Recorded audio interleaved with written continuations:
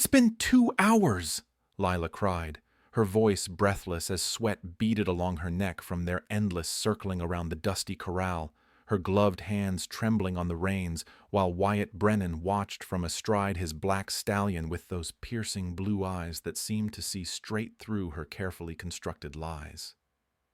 The rancher froze mid-instruction, his jaw tightening as something dangerous flickered across his weathered face, then leaned forward in his saddle with a voice like whiskey and smoke.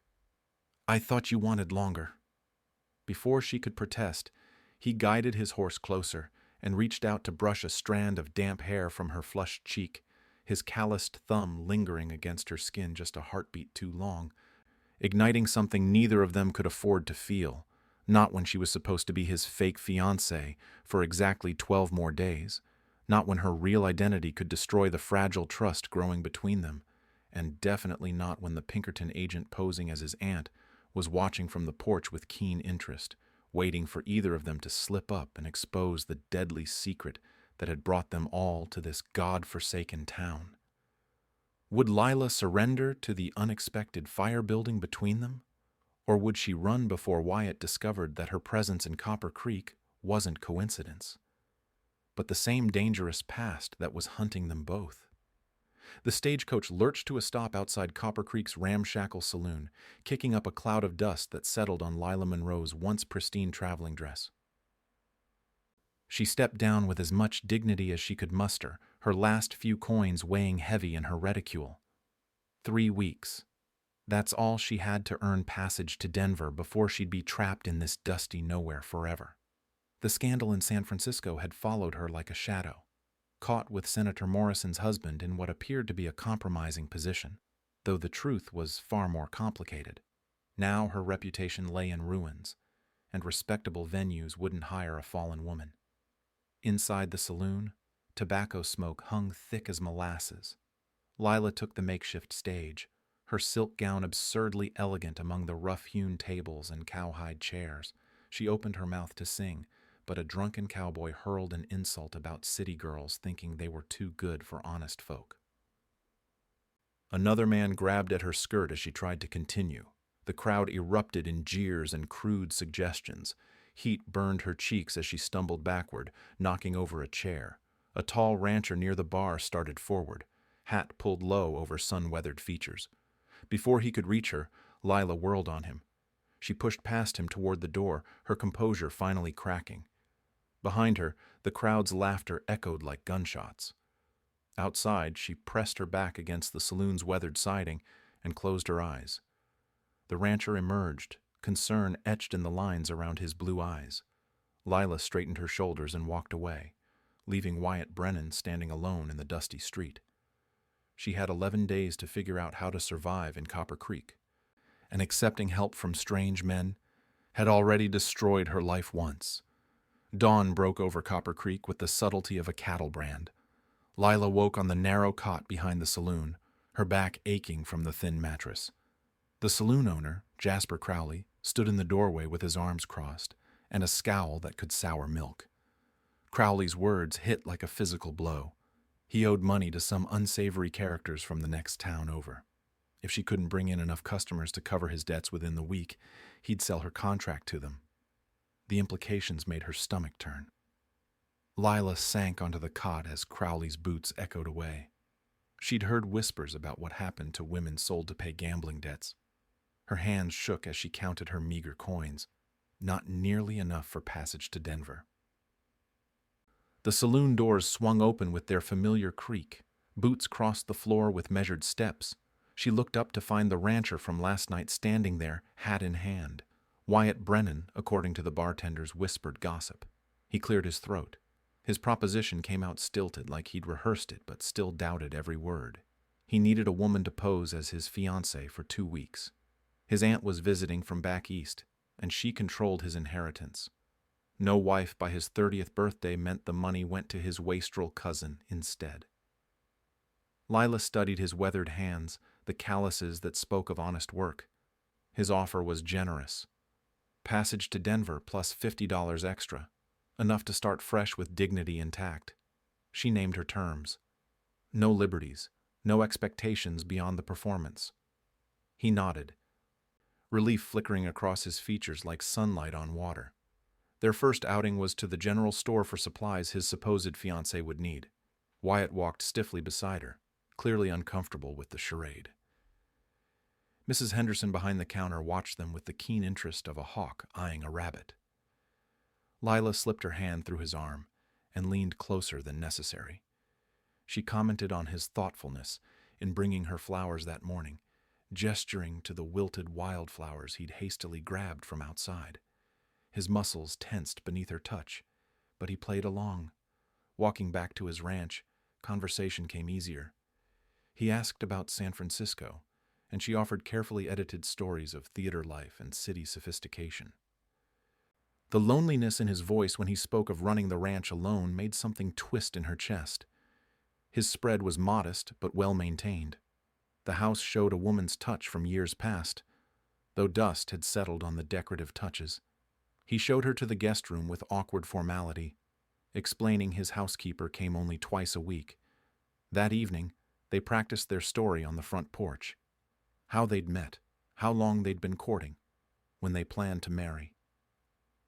The lies came easier with repetition, but something unsettling happened when he described her eyes by lamplight or praised her singing voice. Lila found herself studying the strong line of his jaw, the way his hair curled slightly at his collar. When their hands accidentally touched, reaching for the same water glass, neither pulled away immediately. The next day brought riding lessons. Wyatt claimed his aunt would expect any woman worthy of him to handle a horse properly. Lila had never been closer to a horse than watching them pull carriages in San Francisco. The mare he chose was gentle, but sitting in the saddle felt like perching on a mountain that might decide to move at any moment. Wyatt's hands were steady on her waist as he helped her find her balance. His voice grew softer when he spoke of horses, describing their temperaments like old friends. He told her about learning to ride from Apache friends when he was barely knee-high to a grasshopper. Those skills had saved his life 5 years back when cattle rustlers attacked during a storm. His horse had navigated treacherous terrain in complete darkness, carrying him to safety while bullets whistled past. Something in his voice suggested there was more to that story, more he wasn't ready to share. As the days passed, their performances for the town grew more convincing. Wyatt would catch her elbow when she stumbled on uneven boardwalks. She would brush imaginary dust from his shirt after he loaded supplies into the wagon. Small gestures that felt increasingly natural. The evening before his aunt's arrival, they sat on the porch watching sunset paint the sky in shades of copper and gold. Wyatt's profile was sharp against the dying light. When he turned to look at her, something passed between them that had nothing to do with their arrangement. Lila stood abruptly, making excuses about needing rest before tomorrow's performance. In her room, she pressed her back against the closed door and tried to steady her breathing.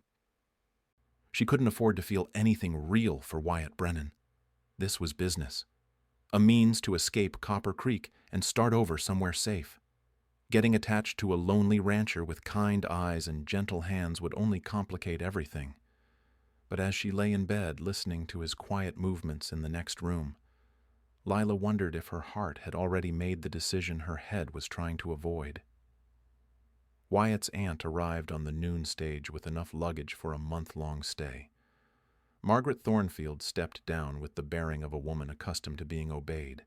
Her steel-gray hair was pulled into a severe bun, and her dark eyes missed nothing as they swept over Lila's carefully chosen dress. The introductions went smoothly enough. Lila curtsied with just the right amount of deference while maintaining the dignity expected of a rancher's bride. Margaret's handshake lingered a moment too long, as if testing for calluses that might betray humble origins. Over dinner, Margaret's questions came like bullets from a well-aimed rifle. Where had Lila grown up? What did her father do? How had she met dear Wyatt? Each answer had been rehearsed, but Margaret's penetrating stare made even the truth feel like a lie. The real test came the next evening at the town social. Every family within 20 miles had gathered in the schoolhouse for dancing and gossip. Lila wore her finest remaining dress, a deep blue silk that brought out her eyes. Wyatt cleaned up well in his Sunday suit, though he tugged at his collar like a man facing the gallows. Margaret watched from a corner chair as Wyatt led Lila onto the makeshift dance floor. His hand was warm against her waist, his other fingers gentle as they enclosed hers. The fiddle music started slow and sweet. They'd practiced the basic steps in his parlor, but dancing surrounded by watching eyes felt entirely different. Wyatt moved with surprising grace for such a large man. His boots never once found her toes, and he guided her through the turns with quiet confidence. The second song picked up tempo. Other couples joined them, filling the small space with swirling skirts and boot heels against wooden floors. Wyatt spun her faster, and Lila found herself laughing at the pure joy of movement. When the music slowed again, he pulled her closer than propriety strictly allowed. His breath was warm against her ear as he murmured something about how beautiful she looked. The words might have been for show, but his voice carried undertones that made her pulse quicken. They danced through 4 songs without stopping. Sweat beaded at Wyatt's temples, and Lila's cheeks flushed pink from exertion and something deeper. When she finally pulled back to catch her breath, the words came out before she could stop them. Wyatt's hands stilled on her waist. His blue eyes searched her face as if seeing her for the first time. The noise of the social faded around them until only the two of them existed in that moment. When he spoke, his voice was rough with something that sounded like wonder. The words should have been casual, teasing even. Instead, they carried the weight of a man who'd discovered something precious he hadn't known he was looking for. The space between them crackled with tension.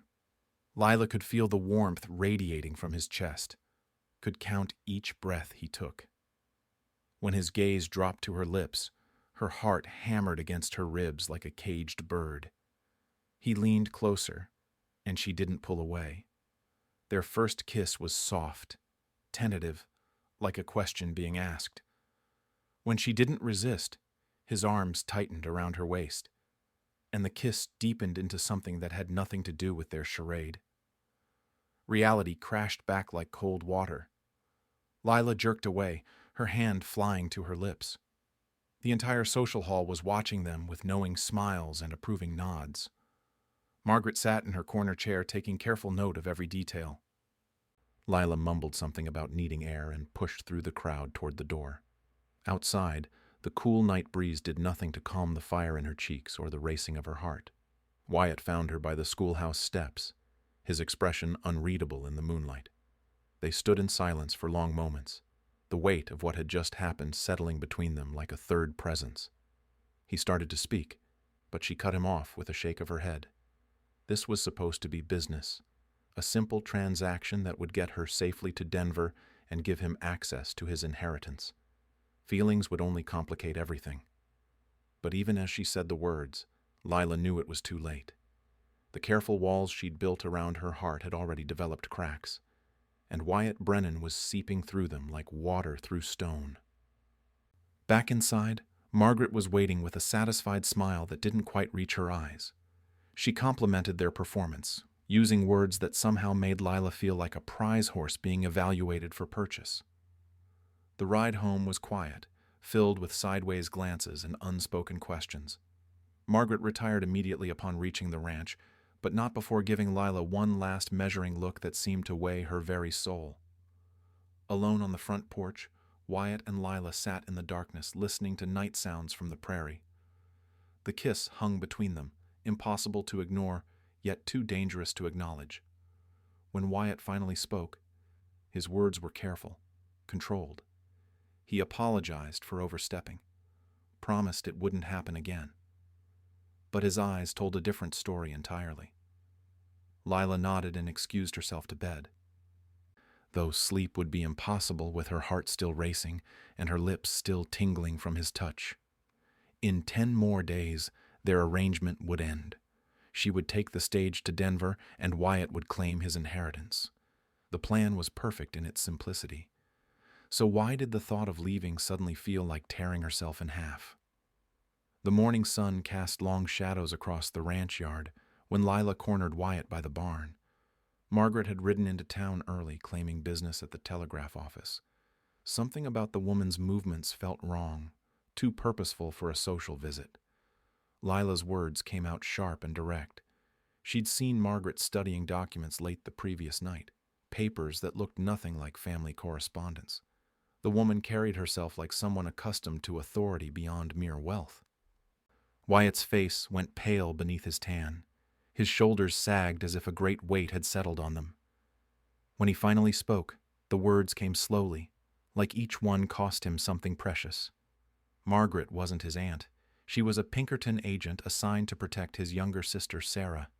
The girl had witnessed a murder 6 months ago in Denver. Railroad Baron Marcus Thornfield had killed a federal marshal investigating his illegal land acquisitions. Sarah had been working as a seamstress in the boarding house where the marshal stayed. She'd seen Thornfield shoot the man through a window, then stage it to look like a robbery gone wrong. When she'd tried to report it, Thornfield's men had come after her. Wyatt had hidden Sarah on a remote section of his ranch, but keeping her safe required resources he didn't have. The inheritance money wasn't for expanding his cattle operation. He needed it to relocate Sarah somewhere Thornfield could never find her, and to buy crucial water rights that would prevent Thornfield from forcing out all the local ranchers. Lila listened with growing horror as the pieces fell into place. The careful questions Margaret had asked, the way she'd studied every face at the social, the tension that seemed to follow her like a shadow. Her own anger surprised her with its intensity. Wyatt had made her complicit in something dangerous without her knowledge or consent. If Thornfield discovered she was connected to Sarah's protectors, her life would be forfeit too.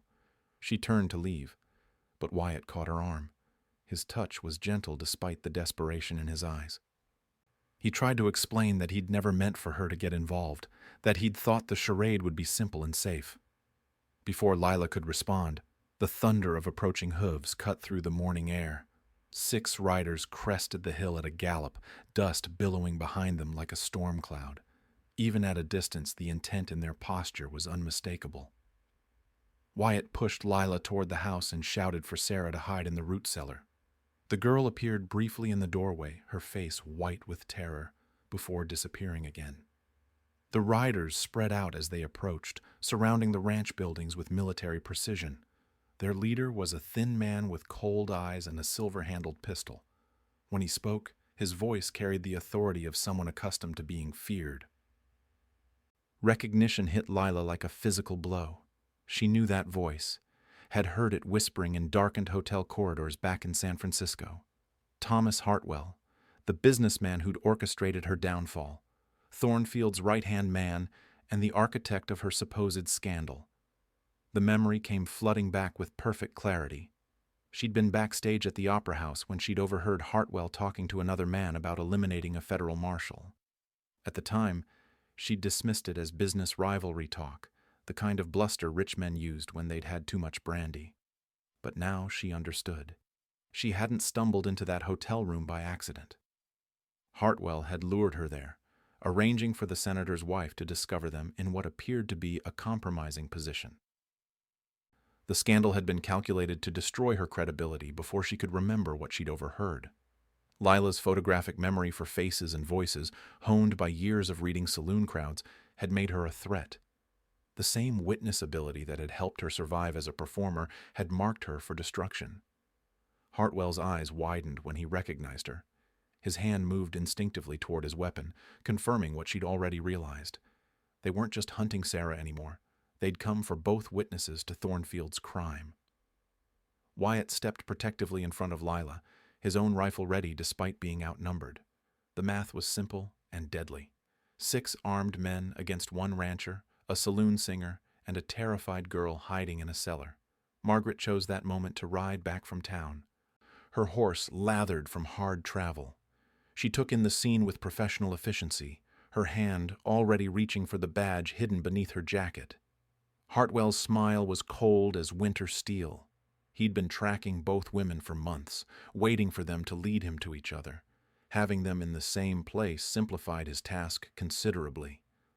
The standoff stretched taut as a bowstring. Sarah's life hung in the balance, along with Lila's and Wyatt's. The inheritance money that could have bought their freedom was useless if they didn't live to claim it. Lila's mind raced through possibilities and escape routes.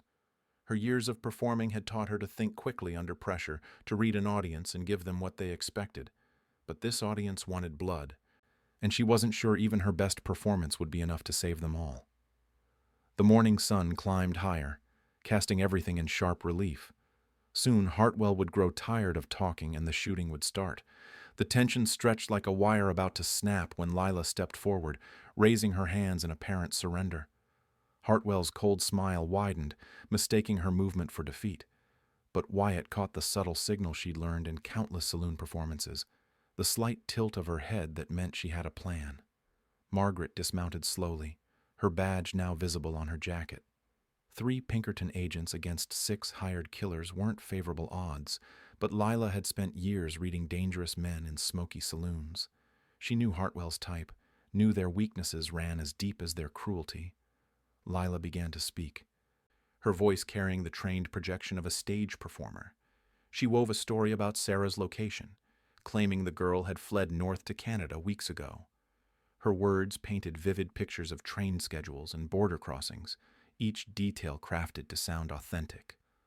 While she held their attention, Wyatt moved with the fluid grace that had kept him alive during the cattle rustler attack 5 years prior. His Apache friends had taught him more than horsemanship. They'd shown him how to read the land, how to use terrain as a weapon, how to strike from unexpected angles. He whistled once, a sound that could have been a bird call. From the ridge behind the house, answering whistles echoed back. Hartwell's men shifted nervously, suddenly aware that the isolated ranch might not be as defenseless as it appeared. The local ranchers emerged from concealment with rifles ready. Tom Martinez and his 2 sons took positions behind the water trough. Old Pete Garrison appeared at the corner of the barn, his weathered face grim with purpose. Jake Morrison crested the hill with 3 more men, all armed and ready for trouble. Wyatt had sent word that morning while Lila confronted him about Margaret's identity. These men owed their livelihoods to the water rights Thornfield threatened to steal.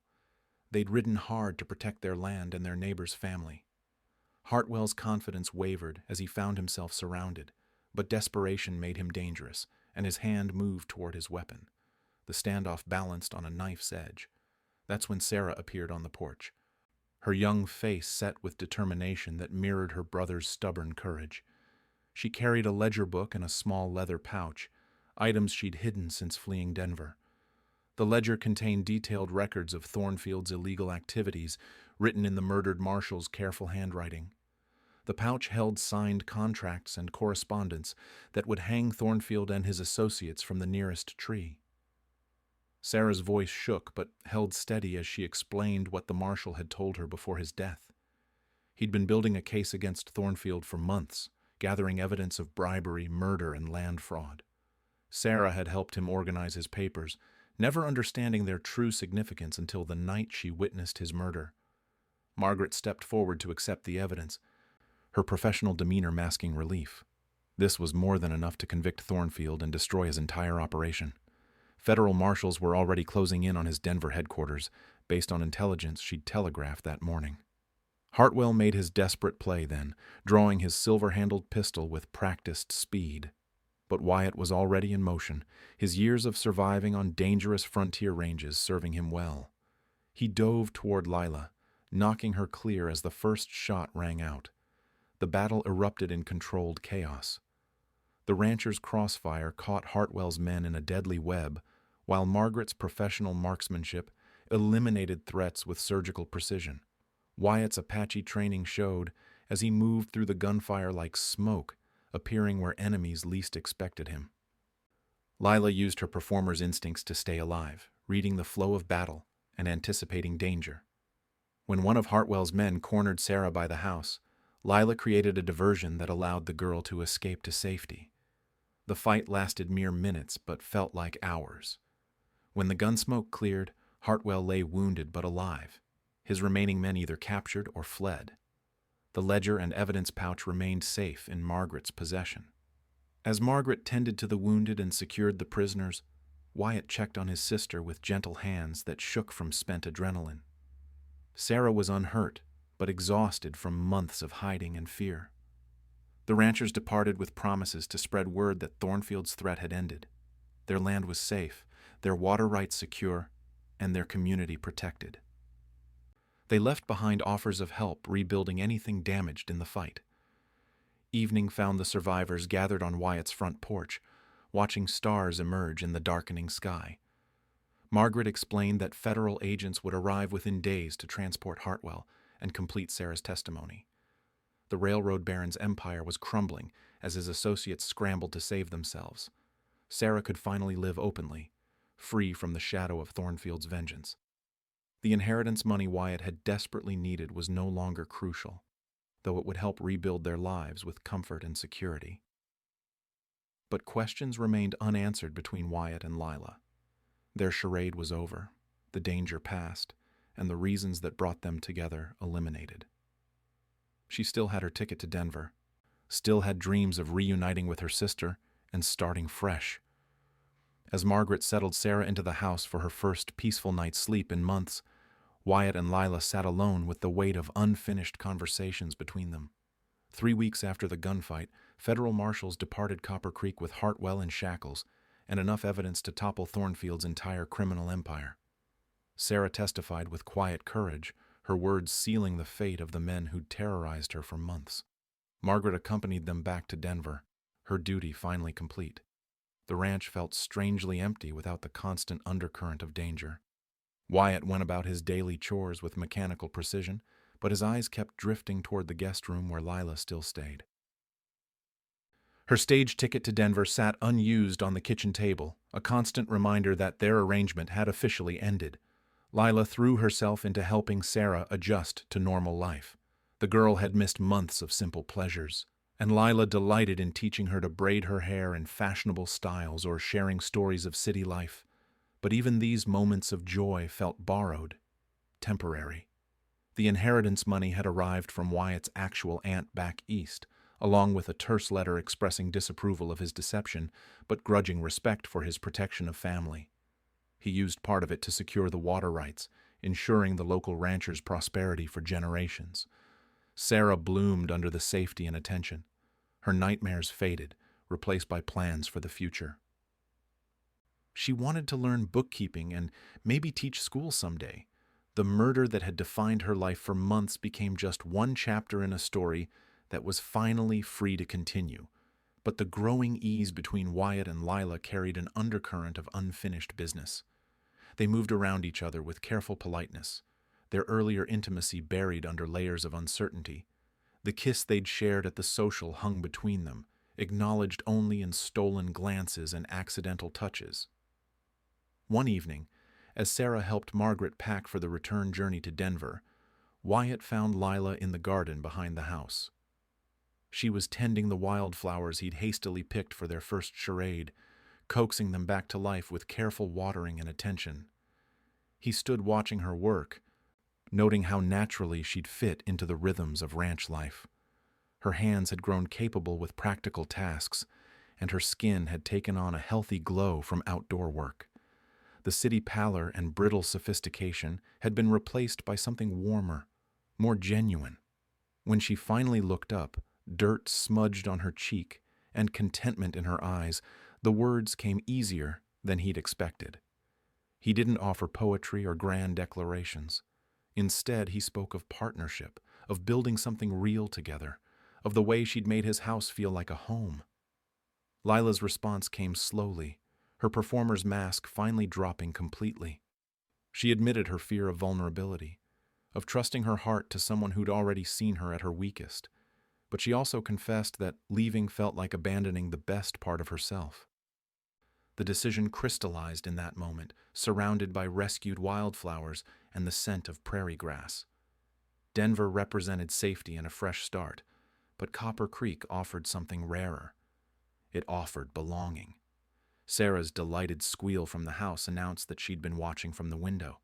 Margaret emerged with a knowing smile, admitting she'd hoped this outcome from the moment she'd witnessed their chemistry at the town social.